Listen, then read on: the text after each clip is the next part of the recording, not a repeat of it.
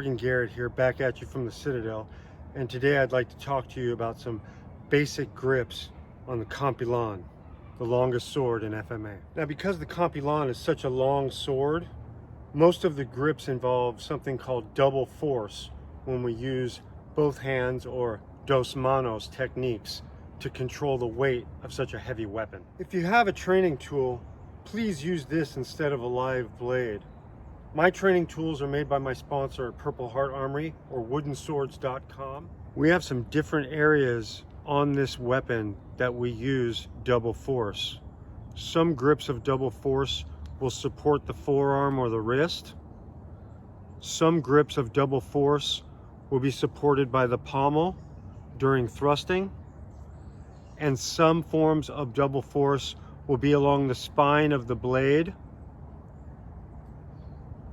whether the grip is like such or like such. The Kampilan has a very unique and distinctive hilt design. Not only does it have a cross guard, but it also has a very unique pommel that is usually always carved in the head of a serpent or a crocodile of some form. The parts of the pommel would be the area where the crocodile's eye would be, or the serpent's eye, and its mouth or jaws, and then this would be considered the head of the crocodile or serpent or whatever. Sometimes where this is cross-hatched right here, there would be human hair attached.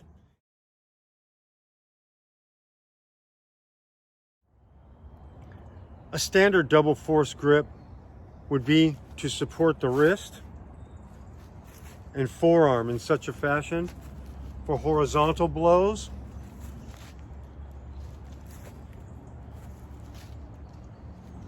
This helps with recovery and the pushing of the weapon, controlling the weight of the weapon.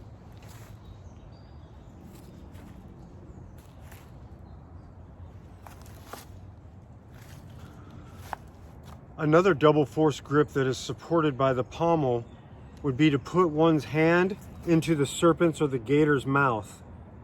This is good for thrusts like number 8, palm up thrust, so that the hand is supporting the thrust and locked into the serpent's mouth by both jaws.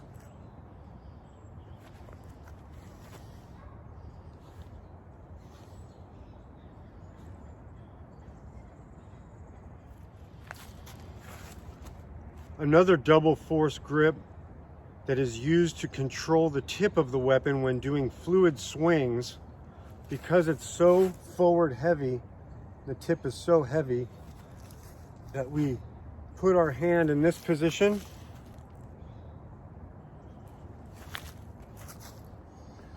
so as to control the lower jaw. So during a fluid swing, I can now control where the tip stops, and I can control its point position, keeping my point as a threat after a cut.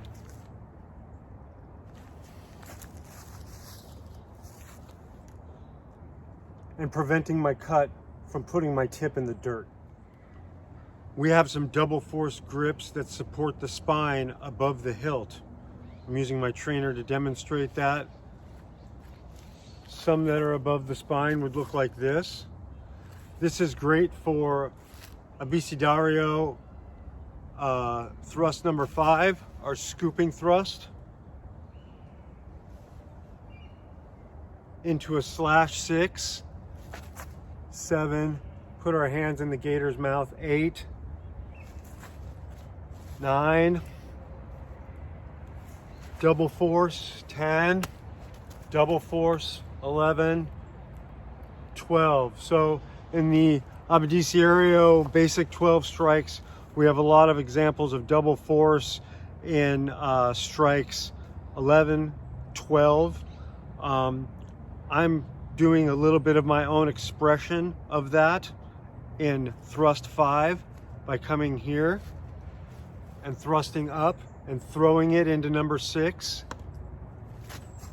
7, inserting my hand into the gator or the serpent's mouth for 8.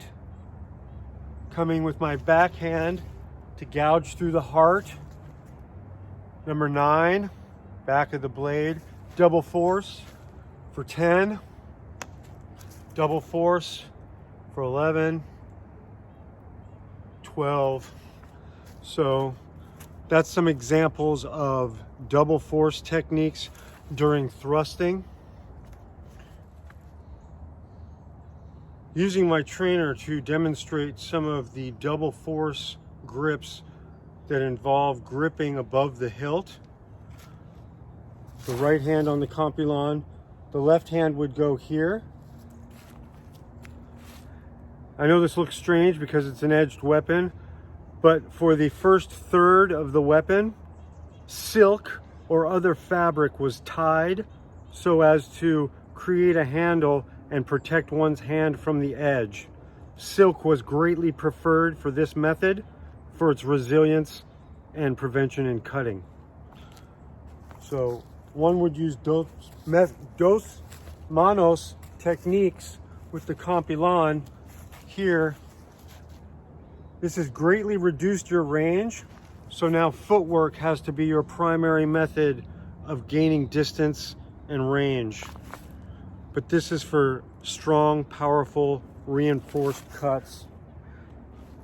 This can be done with right or left over right, or switched right over left.